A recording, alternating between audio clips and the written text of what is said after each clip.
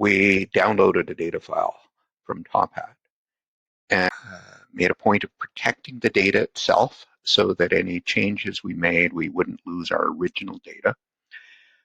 We copied out the variables that we wanted into a new sheet, again, an extra layer of protection so we don't damage the original. And we relabeled those variables because they were really hard to understand what Q3 or Q5, Q7, Q53, what these things meant. And then we transformed it into an Excel data table, which just looked like a pretty table in the last session. But today we're going to start using the features of a data table. So let's go to the spreadsheet that we had previously. There it is. And it's cryptic, the information that's in here. What does a program 4 mean, or a program 6, or program 8?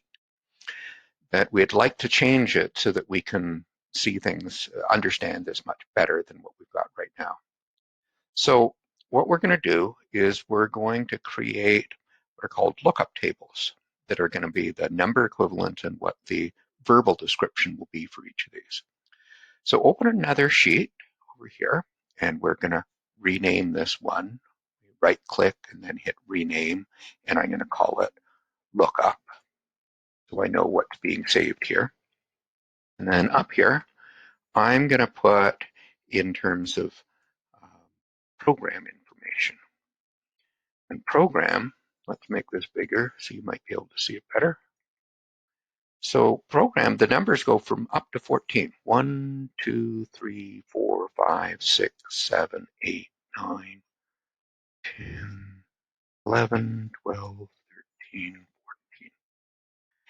And what these values represent, well, if you went to the interpreted data for program, you'd see what's really happening here.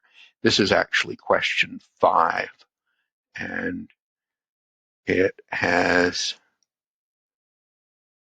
them as being education, visual and performing art, social sciences, all of these sorts of descriptors here. So I am going to give them shorter names than that. So let me type these in here. So this is education. And we have arts. I'm not a fast typist. Humanities. It's harder to type because I've got a dog laying on my lap, and Dora is resting her head on my arm as I type. Get used to this.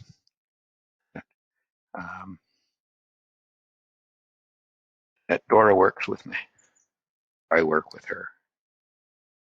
Business and science and math, engineering. Maybe I'll have Dora's face in future sessions. Anyway. Health services is a long list. Short one. Law and other. Okay. So there's our list, and we'd like to then recode things to reflect this. So go back here, go to the program column, and let's insert a column beside it. Put it right here, give it a new name, column 1, and you'll notice that I've got 2 columns called program. But notice what happened here with column D. It changed the name from program to program 2. Excel won't allow you to have 2 columns in a table that both have the same name, because each column represents a variable and each variable has to be unique. So in the program one, put in an equal sign, tell Excel that we have a formula here, and the formula is called VLOOKUP. So we'll look up a value. And it needs a variety of things. One, where is the old value? Well, the old value is in D2. It's in the program 2 column. Where would I find a new value? Well, that's in my table, and I'm going to give it the whole table. Whoops, there we go. So up here you can see where my formula bar is. My table stays in the same location all the time, so I've got to put dollar signs around things so that it stays fixed. Now, the new value, so I've got the old value, where the table is, where the new value is. The new value is in column 2. And I have to tell it what type of match it is. This one is called an exact match. We want a perfect match-up of these. We'll talk about approximate match later. So put in that, close bracket, and boom, I'm back where I was, and notice that it filled it all in. Program 4 is social science, social science. Program 6 is business. Program 7 is science, and it's done all of that work for me. That because it's a table, it knows that that formula applies to everything in that column. So we'd like to go and do the same thing for a few of the others, like home and gender and parent education and language. So I'd have to create a whole bunch of additional lookup tables. I'm going to cheat. I've already done that. I'm going to copy it from this other sheet, but we can put additional ones in here. Whoops, wrong spreadsheet. There we go. And let me just plop it in here. Okay. And so I could go back. I could go to home. Same thing I did before. I'll insert a column. I'm going to call this one home. And it changes the other one to home 2. I put in VLOOKUP. It's in F2 is the first one. And I go to the lookup table. Here's where the homes are. So the different provinces and then outside of Canada. Again, I need to put those dollar signs in there.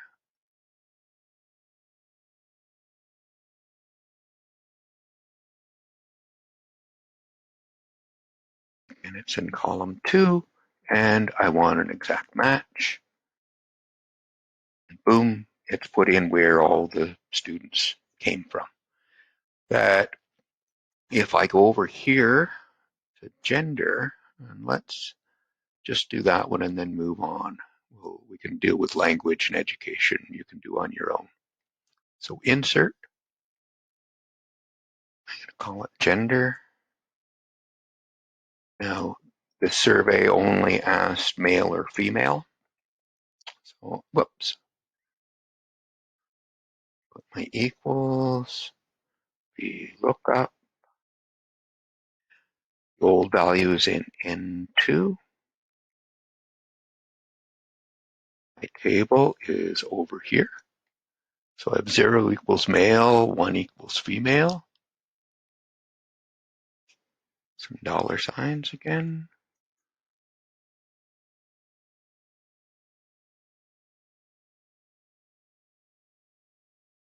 One more. On 2. Back match. Boom. Done. Oops. Found a typo. I did something wrong. Oh, there I am. Let me see if they fixed it. Okay. So they fixed my typo. Now this is interesting because look what it did. Here, 1 female, good, 0 male. But what did it do here? These students didn't tell me what their gender was, but Excel classified them as male. What Excel did was it treated a blank as being a 0. And so it's recoded things in a way I didn't plan. We didn't get that sort of thing happening elsewhere, or not that we saw, in part because we didn't have 0 for a program.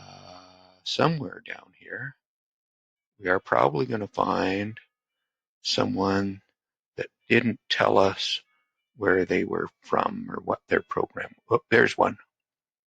They didn't tell me what their program was, so it put in not applicable. So we have to be careful with blanks. If it's if a value doesn't exist to correspond with that blank, it's going to put in not applicable. But if you assign a value to 0, it'll assign it to whatever that value is. It'll convert those blanks into male. So there are different ways we can deal with this. One of them might be to change my formula. And so what I could do is use what's called an if statement. And it takes the form of saying, if something, do something, and if not, do something else. So if N2 is equal to a blank, I just put double quotes here, then just leave it as a blank. And if it's not, use the VLOOKUP. I've got to have an extra bracket on the end, and hopefully I don't make a mistake here. And that fixed it. It left a blank as a blank. It still ends up having certain odd problems with this. We're going to see shortly that recoding in this fashion does create some difficulties for us. Now, with each of these ones, we converted a number to words, and we used an exact match. What's an approximate match? So let's suppose with salaries, we wanted to recode them not as numbers, but as groups. So suppose I wanted to create a table that looked like this. So I'm going to have, I'll call it salary, and I'll call it salary group. Okay. And I'm going to have a whole bunch of different ranges. I'm going to have different groups. Let's start off very low, low, average, oops, can't spell, high, and very high, and unrealistic. And so I've got ranges, and let's suppose this is very low is 0 to 20,000. So it starts at 0. I don't have to tell it where it ends because 20,000 is where the next one starts. Put it in, don't put commas in there. It'll get confused. And then let's say this one is starts at 40,000 is average, and then high starts at 60,000. Right? Watch zeros. No, that's 600,000. Yeah, you got to be careful. And I'm going to make this one, say, starting at 80,000. A starting salary of $100,000. That sounds rather unrealistic. So let me make that my table. And I'm going to go over to salary. I'm going to insert. I'm going to call this one salary group. It's a different name, so it doesn't change salary. It's going to be equals VLOOKUP. And I'm going to take L2. I've got my table. And the dollar signs once again.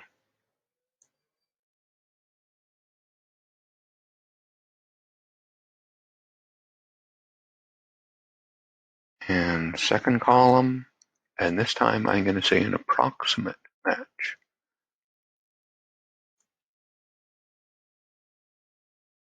There we go. So 20,000 was viewed as being the bottom end of low. This one's 450,000. That's unrealistic. 60,000, that's on the high side. 60 is high, high, high. 90,000, that's very high. So what we can use when we're looking at an approximate match, we use that to take numeric values and group them together. But notice with blanks, you treated it as 0 and it called it very low. Okay. So that's where we're going to end it today, and then we're going to actually start looking at our data in future videos. Thank you.